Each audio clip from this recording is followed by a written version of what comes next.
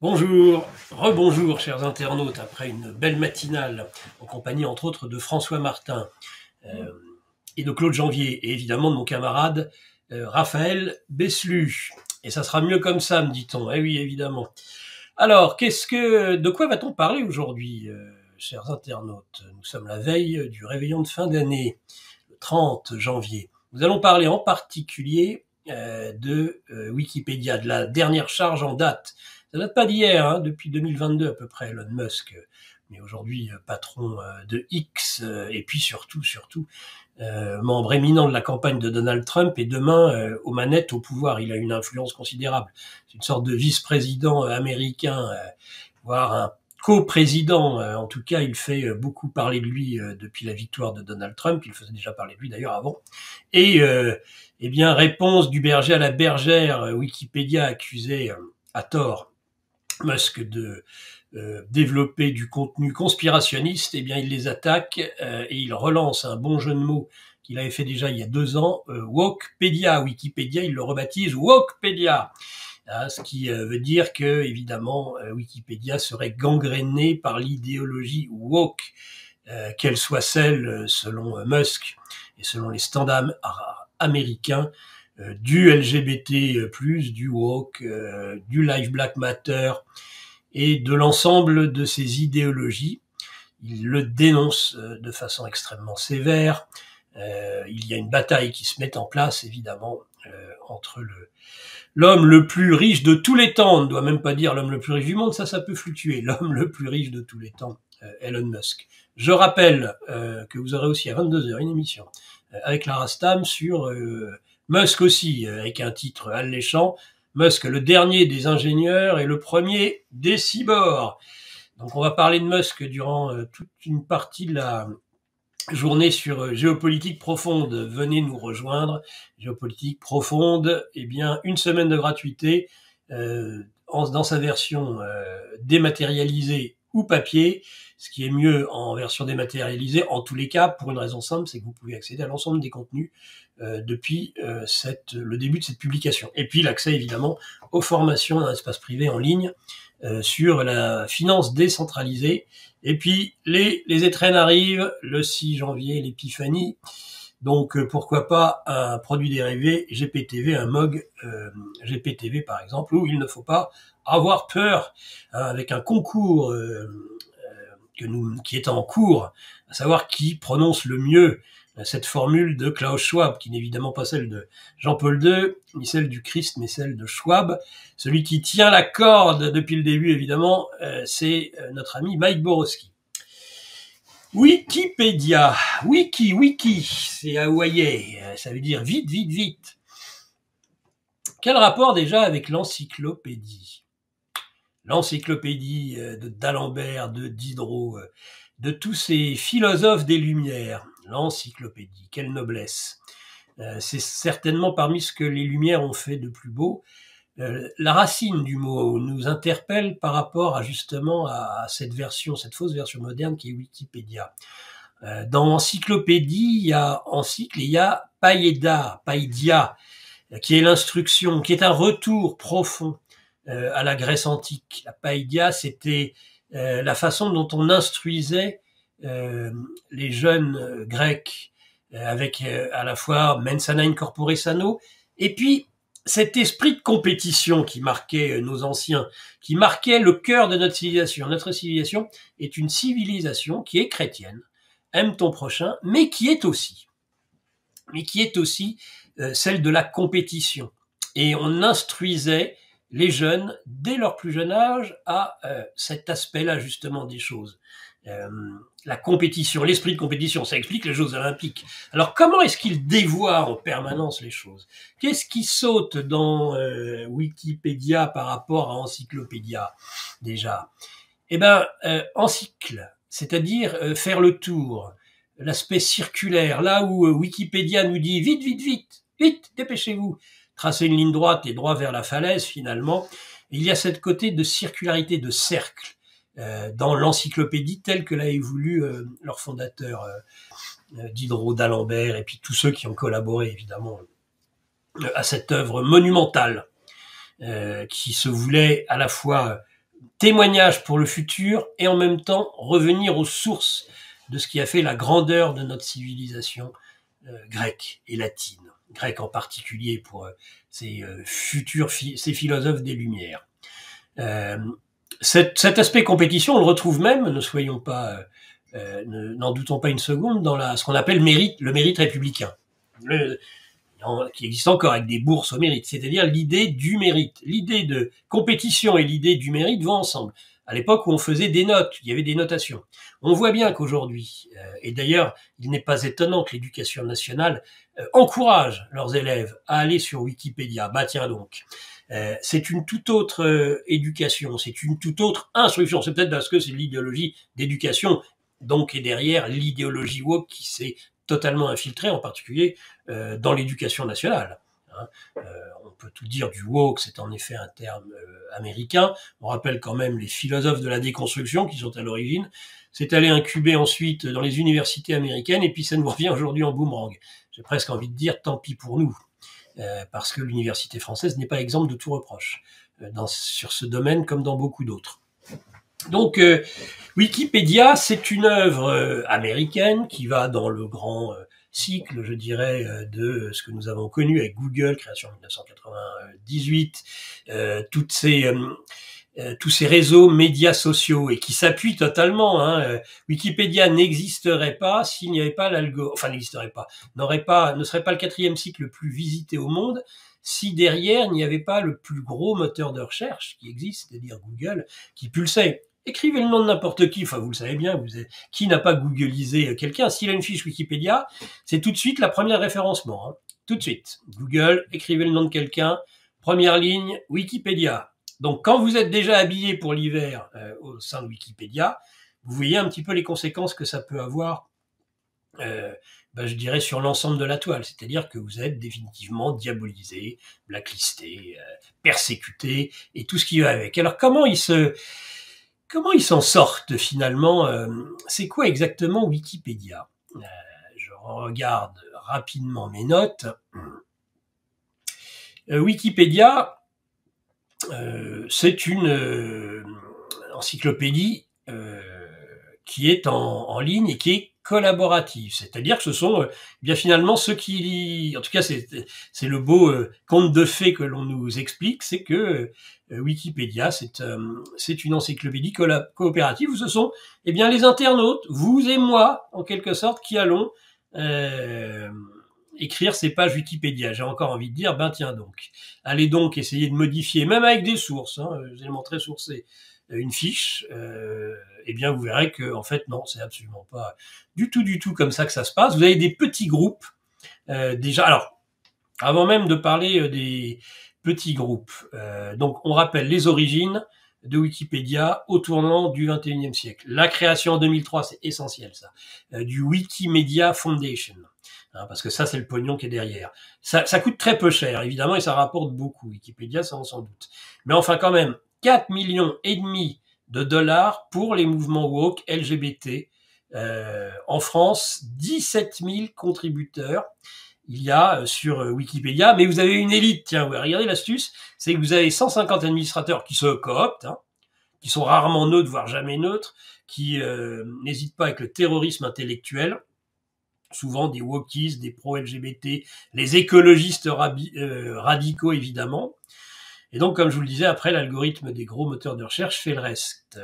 Il y a, en fait, le fonctionnement pour prendre et pour capter le Wikipédia et en faire ce que l'on en veut, c'est-à-dire aujourd'hui une encyclopédie extrêmement abîmée, là où l'encyclopédie de Diderot et d'Alembert n'a pas été modifiée. N'a pas été modifié à la virgule près. On a affaire à des super conservateurs et c'est même encore le cas aujourd'hui grâce justement à la Pléiade qui est bien retranscrit dans un papier magnifique. Donc on est tout à fait l'inverse. Vous voyez le passage de la civilisation de l'écrit à celle de l'informatique. Et tout est inscrit dans ces mouvements d'encyclopédie. Encyclopédie qu'on pourra appeler après Encyclopédie Universalis, Encyclopédie Britannica, avec ces énormes bouquins qui vous suivent toute votre vie. Moi, On m'a offert l'encyclopédie Universalis quand j'étais jeune, je l'ai toujours en bonne place dans mes bibliothèques, ça va sans dire. On la garde pour la vie. C'est un beau papier, c'est tout un tas de choses qui prennent du temps. Voilà, c'est pas vite, vite, vite, hop, j'ai besoin d'une information, ça prend du temps, c'est certain. On peut pas comme ça se dire, je vais tout de suite savoir ce qu'il en est de tel ou tel. Donc, en fait, l'astuce, et c'est ce qui est dénoncé, entre autres, nos collègues d'Omertal l'ont dénoncé dans des dossiers spéciaux en 2022, l'astuce, c'est que vous avez des petits groupes extrêmement motivés, d'activistes, militants, évidemment de causes d'extrême gauche, qui se regroupent, une vingtaine, une trentaine, et qui attaquent en meute. Et donc, ils ont tout de suite la loi du plus fort, ils sont nombreux, ils font valider et ils verrouillent les pages. Donc, ils attaquent systématiquement pour dénonciation, parce que ce sont des petits mouchards, hein, n'en doutons pas une seconde, ils n'ont le courage que de la bande, que d'être en bande. Et ils rendent très difficile, même pour celui-là même qui est visé, il n'a souvent même pas la possibilité de contrer ce qui est écrit. Hein. Cette page Wikipédia, il l'a, et puis en réalité, elle ne lui appartient pas, elle appartient à ceux qui le dénoncent, à ceux qui le considèrent comme un ennemi idéologique. Donc ça, c'est une évidence. Alors, il y a néanmoins, et c'est ça pour ça que Musk dit, il faut boycotter, il faut arrêter de les financer, parce que beaucoup de la vie de Wikipédia passe par des dons. Il faut arrêter de leur donner de l'argent tant qu'ils n'ont pas fait un rééquilibrage de la ligne éditoriale. Donc, ce que nous dit Musk, c'est que contrairement à ce que prétend la direction de Wikipédia, il y a bien un groupe de super initiés qui sont d'ailleurs dans l'ombre et qui dirigent Wikipédia et qui en font ce qu'ils en veulent. Et vous pouvez toujours courir, vous n'aurez jamais la possibilité de modifier quelque chose qui a été décidé par des espèces de super utilisateurs, comme je le disais, cooptés. C'est vrai en France, c'est vrai en général, alors avec des distinctions exotiques régionales, indéniablement. On voit bien que sur certains sujets, il n'y a pas un accord complet entre le Wikipédia Monde et le Wikipédia France sur certains sujets. C'est vrai par exemple des conflits en Palestine, d'un certain nombre d'éléments où la note n'est pas la même. On accuse sur Wikipédia Monde, bon ça fait un peu sourire quand même, Wikipédia France d'être trop et outrageusement pro-palestinien. Bon, pensez-en ce que vous voulez. Voilà, alors qu'il y aurait une note évidemment sur les Américains étant beaucoup plus marqués par l'influence de lobby juifs, sionistes surtout. Évidemment, le contenu n'est pas exactement le même dans ces cas-là. Bon, ça, c'est quelque chose qui n'est pas nouveau. Cet aspect, en effet, de wokisme, où des militants extrêmement actifs et regroupés réussissent à nuire à la personnalité des gens, et tout le monde a un exemple qu'il connaît de personnalités qui ont cherché désespérément à reprendre le contrôle de leur page et n'y ont pas réussi. Et donc je disais bien, elle est couplée, cette encyclopédie, à des moteurs de recherche qui vous rendent la vie vraiment difficile. Espérer avec un haussement d'épaule en disant de toute façon je m'en fiche de ce qu'on peut dire sur Wikipédia, oui, sauf que toute personne qui voudra, si vous avez accédé à un peu de notoriété, à en savoir un peu plus sur vous, et ben quand il mettra votre nom, c'est ce que je vous disais, en premier il y aura Wikipédia. Donc si Wikipédia dit pique-pendre de vous, bah vous en subirez, j'ai envie de dire, les conséquences, hein, à l'ensemble des niveaux, et c'est quelque chose sur lequel on a du mal à sortir. Donc évidemment, quand Trump, avec ses 209 millions d'abonnés, appelle au boycott, hein, pour rétablir une certaine ligne éditoriale, on peut pas dire que ça fasse spécialement plaisir à ceux qui dirigent Wikipédia. Alors ceci dit, certains en sont enchantés et disent, de toute façon c'est très bien, il faut défendre le woke aussi sur le net, et Wikipédia va devenir un contre-pouvoir important au trio dénoncé évidemment Trump, Musk, Poutine, hein, nos affreux ennemis publics numéro 1, donc on est en train de voir quelque part se mettre en place un découplage, et c'est ça qui va m'intéresser dans la deuxième partie de notre entretien, c'est qu'il va y avoir un découplage entre certaines visée de l'État profond jusqu'aux agences de renseignement sur la guerre de l'information et le pouvoir américain lui-même. Si en tout cas, évidemment, Trump peut gouverner normalement, ce qui n'est pas encore prouvé. On puisse essayer, comme en 2016, d'attenter non pas à sa vie en 2016, mais à sa réputation, l'empêcher de gouverner, essayer de le destituer tous les 4 matins du fait d'une pseudo-ingérence russe dans les élections américaines. Mais on a vu qu'ils étaient passés à la vitesse supérieure en essayant de l'assassiner plusieurs fois. En tout cas, si il réussit déjà à arriver jusqu'au 20 janvier sans encombre, sans qu'une guerre mondiale ait été déclarée par les bellicistes, par les fous furieux qui nous gouvernent et qui profitent de cet espace temporel, cette faille, jusqu'au 20 janvier pour essayer d'exciter tout le monde. Déjà, ça sera pas mal. Et ensuite, est-ce qu'il pourra gouverner? Est-ce que l'ensemble de ses conseillers pourront gouverner? Parce que la légitimité, c'est Musk. Là, c'est pas Musk, c'est Trump qui l'a, c'est pas Musk, justement. C'est le seul à avoir vraiment une légitimité démocratique. Demain, il n'y a plus de Trump. En termes d'influence, il n'y a plus de Musk. Enfin, le vice-président pourrait décider de les reconduire, mais c'est pas certain du tout. Il n'y aurait plus de Musk, il n'y aurait plus de Bob Kennedy Jr., de Tulsi Gabbard, de tous ceux qui pourraient justement changer la donne aux États-Unis et dans le monde par la même occasion dans un avenir proche. Donc s'il y arrive, évidemment, on verra un découplage entre le pouvoir de la Maison-Blanche et une partie de l'État profond américain. Alors pourquoi je dis ça? Tout simplement parce que, et d'ailleurs, même si Musk n'en fait pas le combat numéro 1, on sait bien les dénonciations qu'il a pu faire dans le passé par rapport aux interventions, aux ingérences des agences de renseignement, FBI, CIA, NSA, et j'en passe, dans les réseaux, au sein des réseaux sociaux. J'ai même commis quelques chroniques sur le sujet qui vont au-delà, où je pense que dès le début, dès le départ, dès la création de ces médias sociaux, il y avait, je dirais que même ils ont des gens comme Mark Zuckerberg, et c'est pas le seul, ils ont d'abord été repérés à l'université, alors que c'était des universitaires comme les autres, par justement ces agences de renseignement qui les ont aidés, qui les ont financés dès le départ. Pour moi, il n'y a pas quelque chose qui est venu spontanément et qu'on a appelé les réseaux sociaux et qu'ensuite les agences occultes de renseignement ont dit oh là là, mais c'est important, ça serait intéressant ça, de contrôler tout ça dans notre guerre de l'information. Non.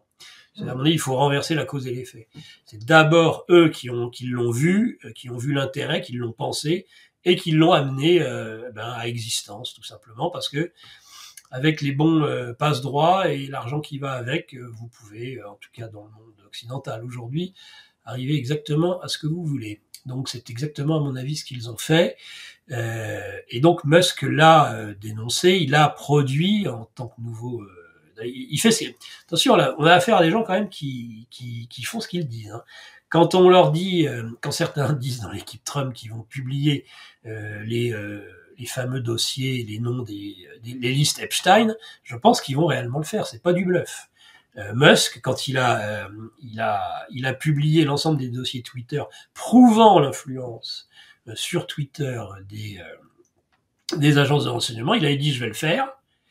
Il l'a fait. Il le dit. Alors on le croit ou on ne le croit pas. Musk, mais il dit moi j'ai pris X parce que je voulais aider l'humanité. Ça paraît fou, hein. C'est un philanthrope. Alors est-ce que lui c'est un vrai philanthrope et Bill Gates un faux philanthrope? Que chacun se fasse, si ce n'est pas sa religion, mais son idée sur le sujet. Il y a ceux qui dénoncent en Musk un homme qui, comme les autres, voudrait finalement s'accaparer le droit de dire sa vérité et la faire passer pour la vérité. Ça, c'est cette information, on peut aussi la donner. Est-ce que derrière, en effet, ce combat de rébellion, de liberté d'expression, est-ce que Musk nous veut tant de bien que ça, ou est-ce qu'il n'a pas envie d'imposer? Est-ce qu'il est au service d'un autre segment de l'État profond, du Pentagone plutôt que de la CIA? Est-ce qu'il est là pour imposer des idées d'un autre clan faisant partie? Est-ce que la maison du diable, c'était le Christ disait, si la maison, il disait mais, pharisien disait mais chasses-tu Satan par Satan? Et il leur répondait mais si ma maison était divisée contre elle-même, comment voudriez-vous qu'elle tienne? Alors est-ce que la maison du diable, elle est divisée contre elle-même? Est-ce qu'il y a plusieurs courants au sein de l'État profond, certains poussant plutôt républicains tendance Trump, et puis d'autres, les démocrates. Ça a le mérite d'exister comme réflexion, mais enfin, rappelons quand même que pendant que Gates, en généreux donateur et philanthrope, finance l'ensemble de nos médias qui nous tuent, qui nous font crever, Big Pharma, et puis tout le reste, Musk, je veux quand même rappeler pour les plus sceptiques, qu'il a déjà eu des entretiens, tiens, les Frexiteurs, là, dont je fais partie d'ailleurs, il va financer Nigel Farage, et puis des millions. Il va les identitaires là, qui pensent que le problème principal qu'on a est celui du grand remplacement. Il va financer l'AfD certainement, il va les aider, et déjà il les soutient sur les réseaux sociaux. Donc moi j'ai envie de dire, pour terminer avec une dernière parabole biblique, hein, on juge l'arbre à ses fruits. Point. Donc l'arbre, il est peut-être biscornu, il est peut-être douteux, il pousse peut-être sur un terreau qu'on peut ne pas apprécier, mais il faudra le juger à ses fruits. Et ses fruits, les premiers fruits, ne semblent quand même pas si mauvais. Hein. Je ne sais pas ce que vous en pensez. Donc Musk n'était pas le dernier à dénoncer cette ingérence et qui existerait de façon extrêmement claire avec Wikipédia. La meilleure preuve, c'est que l'un des fondateurs de Wikipédia le dénonce. Il le dénonce lui-même, Larry Sanger, qui dit que son site qu'il a créé ne lui inspire plus confiance. Vous savez, c'est un petit peu comme certaines injections ou tests ou autres avec des nouveaux procédés. Ceux qui ont inventé le procédé disent moi, personnellement, cette daube-là, je la prendrai pas, mais faites ce que vous voulez. Bon, là, c'est pareil, hein, avec Larry Singer, il dit, moi, j'ai créé un truc, je n'y retrouve pas mes petits, hein, aujourd'hui. Ça n'a plus rien à voir avec ce que j'espérais. Avec un esprit pionnier, on connaît l'esprit pionnier des Américains, qui n'est pas toujours un esprit de cow-boy, même s'il l'est malheureusement souvent et de plus en plus. Donc, qu'est-ce que dit Larry Singer ? Eh bien, alors d'abord, avant même lui, il faut savoir qu'il y a eu il y a eu un certain nombre d'audiences hein, pour auditer entre 2020 et 2022 dans ces médias sociaux lorsque sont apparues les dénonciations par rapport aux liens douteux que les renseignements américains pouvaient entretenir avec ces réseaux sociaux. Alors, avait été interrogé un certain Elvis Chan du FBI, on avait appris qu'il y avait eu des réunions entre les services de renseignement américains et les patrons des réseaux sociaux. Alors, on lui avait posé la question, tout simplement, à ce bon Elvis Chan, est-ce que vous pourriez nous dire quels étaient ces médias sociaux qui avaient participé à des réunions de péréquation avec le FBI? Elle a dit, à mon souvenir, il y avait, tenez-vous bien, on les retrouve tous, Facebook, Microsoft, Google, Twitter, Yahoo et Wikimedia. Wikimedia, hein, c'est la branche mondiale de Wikipédia. Donc au moins, là, les choses sont clairement affichées dès le début. Si on veut savoir qui est derrière ces médias sociaux, on commence à avoir une petite idée.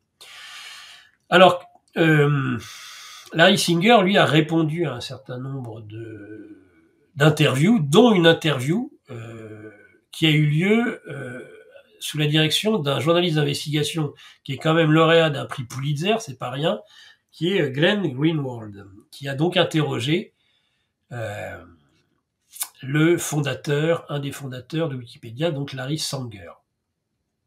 Qu'est-ce qu'il a dit ? Il dit les agences de renseignement manipulent l'encyclopédie en ligne depuis plus d'une décennie. Il a déclaré que Wikipédia était devenu un instrument de contrôle entre les mains de l'administration américaine, qui comprend CIA, FBI et d'autres agences américaines.